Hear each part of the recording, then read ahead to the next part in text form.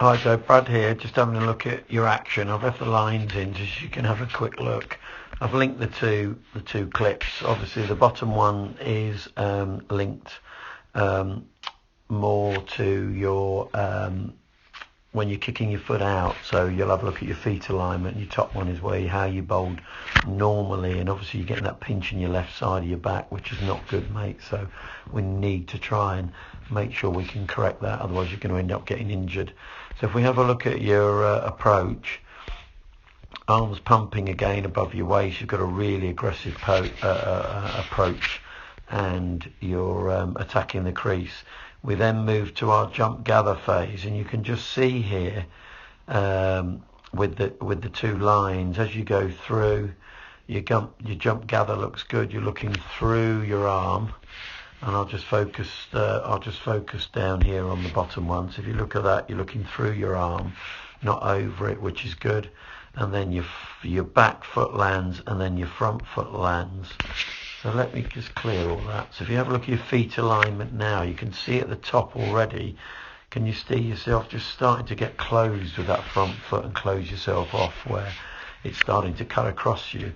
Where down the bottom here now, you can see your front foot is starting to land straight because you can still see your back foot.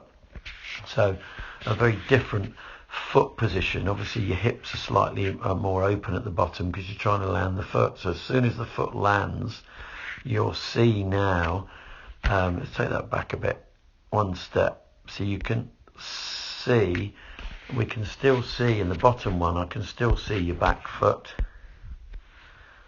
Okay, in the top one you've lost your back foot because it's hidden behind, and now you're cutting across yourself. Okay, so you've got a little bit more of a lean on the top one than you have of the bottom. But if I clear that and then we look at release, once you get down to releasing the ball, if I show you the top one, that goes through your front leg, and then I'll show you the bottom one.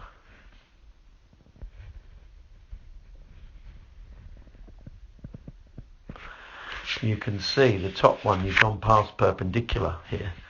You know, you're past perpendicular. Your arm should actually be, your arm needs to be this side of that green line, Joe. That's where your arm needs to be.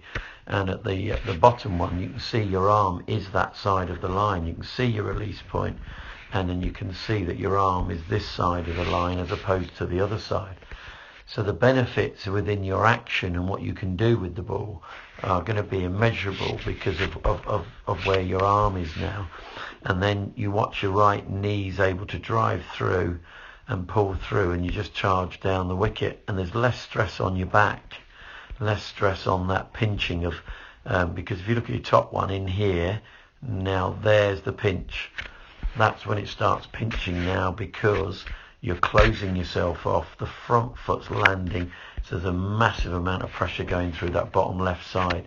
Where here now, if I clear that, you look at the bottom one, Joe, you're now in that position with your feet slightly open. There's less pressure on your back because you're slightly open.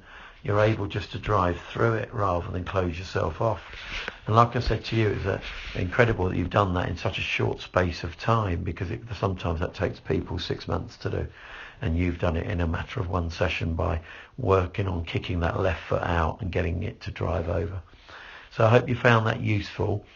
So my suggestion is to you is to really work on kicking that left foot out and drive over it. You don't want to close yourself off, and you'll find that you'll add a little bit more pace too, because in the top one, we're blocking yourself off, everything's got to come round that front leg, where actually when you land the front leg in the bottom one, you drive over the top of it, and that means the right hip and the right knee are heading towards the target, so you're going to generate more pace as well.